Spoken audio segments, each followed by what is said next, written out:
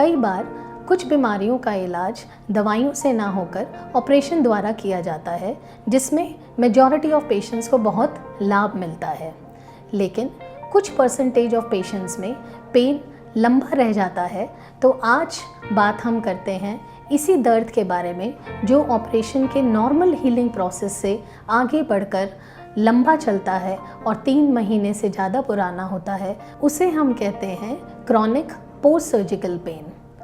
नमस्कार, आज कुछ बात करते हैं क्रॉनिक पोस्ट सर्जिकल पेन के बारे में, जिसे शॉर्ट फॉर्म में हम CPSP भी कहते हैं।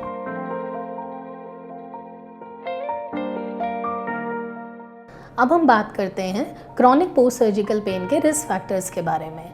रिस्क फैक्टर्स या तो कई बारी ऑपरेशन से रिलेटेड होते हैं, वो ऑपरेशन जो बहुत ज़्यादा लंबे चलते हैं या जिसमें नसों की हानि होने के चांसेस होते हैं, जैसे कि ब्रेस्ट की सर्जरी होना या फिर चेस्ट की सर्जरी होना। कुछ ऐसे ऑपरेशन जिसका ड्यूरेशन ज़्यादा होता है, जिसमें टिश्यू को ट्रॉमा ज़्यादा होने वाला होता है। कुछ ऐसे ऑपरेशन जिसमें पेट की सर्जरी होती है या किडनी की सर्जरी होती है। इन सारे सर्जरीज़ के अंदर पेन का प्रभावित होना थोड़ा सा ज़्यादा होता है। कुछ रिस्क फैक्टर्स होते हैं पेशेंट रिलेटेड। अगर पेशेंट पहले से ही किसी क्रॉनिक पेन की कैटेगरी से जूझ रहा है, जैसे कि फाइब्रोमाइल्जिया या क्रॉनिक लो बैक पेन, उन पेशेंट्स को आगे पोस्ट ऑफ फेज में भी पेन होने के चांसेस बढ़ जाते हैं। या फिर कुछ ऐसे पेशेंट्स जो कि साइकोलॉजिकल डिस्ट्रेस में होते हैं, जिन्हें एंजाइटी होती है, डिप्रेशन होता है, या फिर उनकी कोपिंग स्ट्रैटेजी जो होती है पेन के प्रति थोड़ी कम होती है, वो पेशेंट्स ज़्यादा प्रोन होते हैं इन सारे क्रॉनिक पोस्ट सर्जिकल पेन के लिए।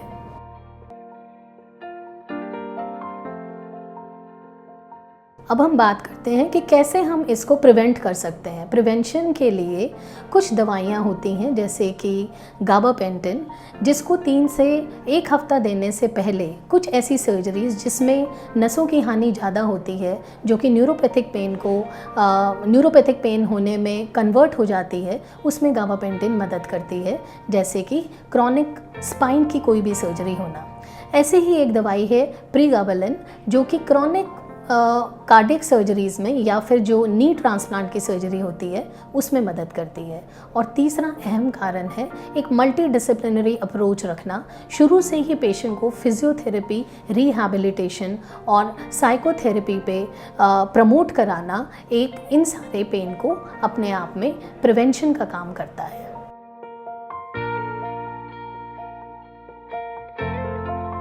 अब अंत में हम बात करते हैं ट्रीटमेंट की।